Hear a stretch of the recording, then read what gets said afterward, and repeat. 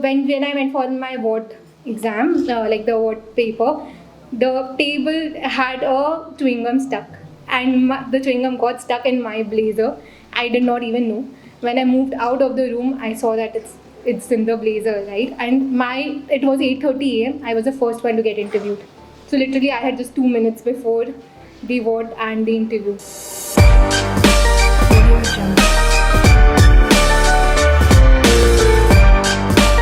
We have Ankita coming in. She's also from IIM Ahmedabad and currently working with MasterCard. Hi everyone. First of all, congratulations on getting shortlisted for your dream preschools. I am Ankita Singhania. I am a non-engineer. I have an economics background and I'm a 2021 graduate from IIM Ahmedabad. Currently working as a strategy consultant at MasterCard. So just like Rushil mentioned, there are a lot of things. I know you guys must be going through anxiety as well as excitement right now of getting into dream preschool. Don't let any of it overwhelm you. Because if anything happens, you will be the one who will be at a loss. So right now, I would like to just share my experience and what helped me during my preparation for the interview as well. So there are like 3-4 factors which helped me. Of course, at that time, I did not know that these are the factors which will, help me convert IMA. But looking back, it does add up what happened, why it happened. First of all, like try to collaborate among yourselves. Don't just compete. I think this is one factor which people forget, whether it's inside B-School or while preparation. Don't just compete, but collaborate. For instance, during my preparation, I had few friends who were giving interviews as well for IIM Ahmedabad, for other MBA colleges, right? I used to ask them what were the questions which were asked in their interviews. How did they prepare? What do you think? What the other candidates have been doing? That helped me gain knowledge of what I can be asked during my interviews, right? And that helped me tremendously. Because my interviews were lined up in a way that my Ahmedabad interview was one of the last interviews. So all these preparations helped me to gather all the knowledge, all the learnings. I did not succeed in the first few interviews, according to me, because I cried after every interview. But I cleared all of them later on, right? So you never know what is happening at that time, but later on you'll realize that you gave your best, and that is what the interview is like, right? One is don't just compete, collaborate. Second, manifest.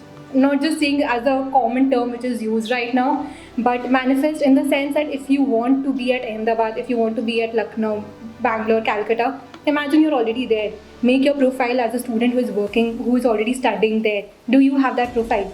If not, get inspired and try to make the profile that way. You don't just have to say, don't be negative that I do not have this, I'll never be able to make it, because that will never happen. Right? If you get inspired, the universe will also help you to go there and achieve that goal. So get inspired instead of bringing in negative energies within yourself. I think this is one thing which sir has also told me a lot of times, because I'm a person who has that negative energies at times. So I think that is something which everyone should keep in mind. Thirdly, again, have faith and have positive energies all around. Have people around you who will motivate you, who will tell you, yes, you can do it. Don't let yourself down. Right? Fourthly and the last thing which I would say, yes, you should learn to say no, but not at all times. Don't say no without trying. You should give it a try. Even in interviews, if you are asked questions, maybe you don't know, you can just say something of this sort, I'm not very sure about this question, but I think this is the direction or this is the answer to it. Of course, it should be logical. Don't just blabber. If you don't know, say no. If you have absolutely no clue about it. But if you have a bit of idea, you can guess. Smart guess is something which you should go about with it. Inside these schools also, there'll be a lot of opportunities. You cannot obviously take all the opportunities, but whatever the best at hand you have, try to grab that. During our second year, it was a COVID year, so we did not have a lot of opportunities in the sense that yes, there were a lot of competitions and everything, but networking and stuff was not a lot common, because whatever you're done in your section in the first year itself, right? Second year is more when there is intersectional. But I took this opportunity for my personal growth. How did I do? I took live internships. I was working at CATKing at that time.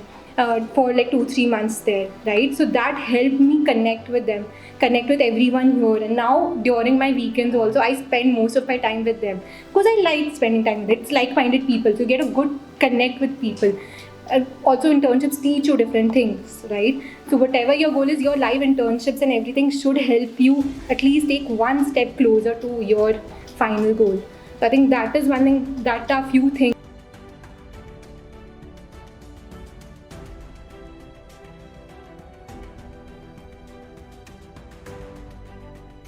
relaxed than the other interviews, but there are few things which went amiss, and I would say that if you guys are in the position, no one would be very happy.